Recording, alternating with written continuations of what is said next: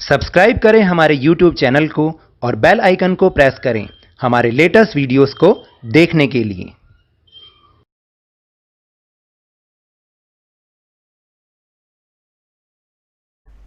Hello and welcome to Lavneesh sir की क्लास। आज की ये शिक्षा निदेशालय राष्ट्रीय राजधानी क्षेत्र दिल्ली की वर्कशीट नंबर 16 जो कि क्लास 8 के स्टूडेंट्स के लिए ही है, यह ली गई है विज्ञान विषय से। और इसमें आज हम धातुओं और अधातुओं के सभी भौतिक गुणों की तुलना करेंगे। यानी पिछली वर्कशीट्स में जो हमने धातु और अधातुओं के बारे में जो कुछ भी सीखा है, आज उन सभी की आज हम पुनरावृत्ति करेंगे, उनकी रिवीजन करेंगे। तो चलिए शुरुआत करते हैं मेरे साथ और समझने की कोशिश करते हैं। अब तक हमने धातुओं और अधातुओं के बारे में बहुत कुछ जाना। आज हम धातु और अधातु के भौतिक गुणों की तुलना करते हुए उन सभी की पुनरावृत्ति करेंगे। तो चलिए देखते हैं कि आपको कुछ याद है या नहीं। याद नहीं भी हो कोई बात नहीं, इस वर्कशीट से आपको पिछली वर्कशीट्स के बारे में याद आ जाएगा। तो सबसे पहले हम गुण में दिखावट के गुण के आधार पर दोनों की तुलना करते हैं। धातुएं दिखने में चमकीली या चमकदार होती हैं, जबकि अधातु निष्प्रभ, मलिन या चमकदार नहीं होती। और ये सब ऐसी ही होती हैं, लेकिन आयोडीन को छोड़कर ये सारी की सारी जो अधातुएं होती हैं वो चमकदार नहीं होती आमतौर पर। फिर अवस्था के आधार पर सभी धातुएं सामान्य ताप पर ठोस होती हैं, परंतु पारा, जिसे मरकरी भी कहते हैं, कमरे के ताप पर तरल अवस्था में होता है और इसका उपयोग थर्मामीटर में होता है। जैसे कि आप सबके घर में भी होगा ना, थर्मामीटर में जो आगे लगा होता है वो धातु ही है जिसको हम पारा कहते हैं, लेकिन वो सामान्य ताप पर यानी कमरे के ताप पर भी वो तरल अवस्था में होता है। और जो अधातुएं होती हैं वो ठोस, द्रव और गैस तीनों अवस्थाओं में पाई जाती हैं। तो इसका मतलब सामान्यतः धातुएं ठोस होती हैं, लेकिन अधातुएं ठोस, द्रव और गैस तीनों रूपों में हो सकती हैं। फिर इसके बाद है कठोरता के आधार पर। कठोरता के आधार पर जो धातुएं होती हैं जिसमें सोडियम और पोटेशियम तथा लेड को छोड़कर अधिकांश धातुएं कठोर होती हैं। तो यानी ये धातुएं जो अभी हमने नाम लिया कि सोडियम, पोटेशियम और लेड, ये कठोर नहीं होती। इनके अलावा बाकी सारी धातुएं, अधिकांश धातुएं कठोर होती हैं। लेकिन जो अधातुएं होती हैं ना, यह सामान्यतः नरम अथवा भंगुर होती हैं। भंगुर मतलब टुकड़ों में होती हैं।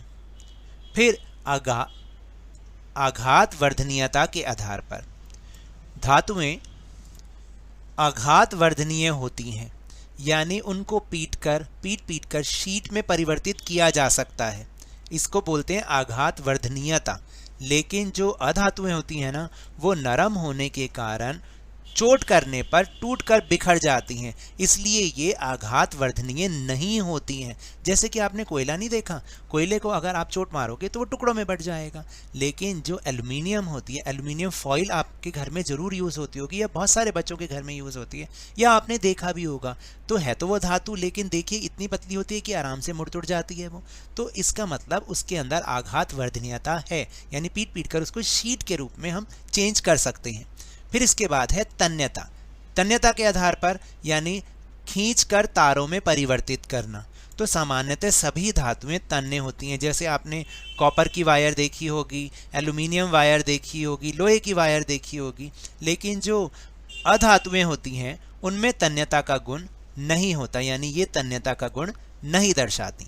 फिर चालकता के आधार पर, यानी कंडक्टर जैसे होते हैं ना, कि धातुएं ऊष्मा और विद्युत की सुचालक होती हैं। यानी धातुएं जो होती हैं वो ऊष्मा और विद्युत की सुचालक का मतलब ये होता है कि जो धातुओं में से विद्युत धारा प्रवाहित हो जाती है और धातुओं जो है गर्म भी हो जाती हैं। लेकिन जो अधातुएं होती हैं वो ऊष्मा और विद्युत की कुचालक होती हैं, यानी उनमें से विद्युत धारा पास नहीं होती है। ठीक है, अब हम चलते हैं नेक्स्ट गुण पर, ध्वनिक। ध्वनिक के आधार पर जितनी भी धातुएं, ज़्यादातर धातुएं जो होती हैं वो क्या होती हैं, ध्वनिक होती हैं। उनमें से ध्वनि निकलती है, जिसकी वजह से जो घंटियां होती हैं ना, जैसे मंदिर की घंटियां या कोई भी घंटियां, वो धातु की ही बनाई जाती हैं, क्योंकि धातुएं ध्वनिक होती हैं, उनमें साउंड होती है, उनमें आवाज़ होती है, लेकिन जो अधातुएं होती हैं वो ध्वनिक नहीं होती हैं। फिर धातुओं के बहुत सारे उदाहरण हैं जो आप अपने आसपास भी देखते हैं, जैसे लोहा, सोना, कॉपर, एल्यूमिनियम, मैग्नीशियम, सिल्वर यानी चांदी, सोडियम, कैल्शियम इत्यादि। बहुत सारे धातुओं के उदाहरण आप अपने आसपास जरूर देखते होंगे। और इसी तरह से अधातुओं के उदाहरण हैं carbon, oxygen, nitrogen, chlorine, sulphur, iodine आदि। तो ये तो थे हमारी वर्कशीट के टॉपिक। चलिए अब हम चलते हैं अपने प्रश्नोत्तर की ओर, स्वयं को जांचने के लिए कि हमने क्या सीखा। तो पहला प्रश्न है कि दो धातुओं के नाम लिखिए जिन्हें चाकू से काटा जा सकता है। तो ये हमने पिछली वर्कशीट में भी इसका उत्तर जाना था। वो हैं सोडियम और पोटेशियम, दो धातुएं हैं जिन्हें चाकू से काटा जा सकता है।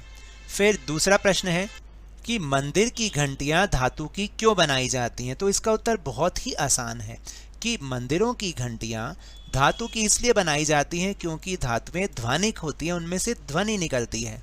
इसके बाद प्रश्न नंबर 3 बहुत ही आसान है कि अपने आसपास उपस्थित किन्हीं 4 धातुओं और अधातुओं के नाम लिखिए।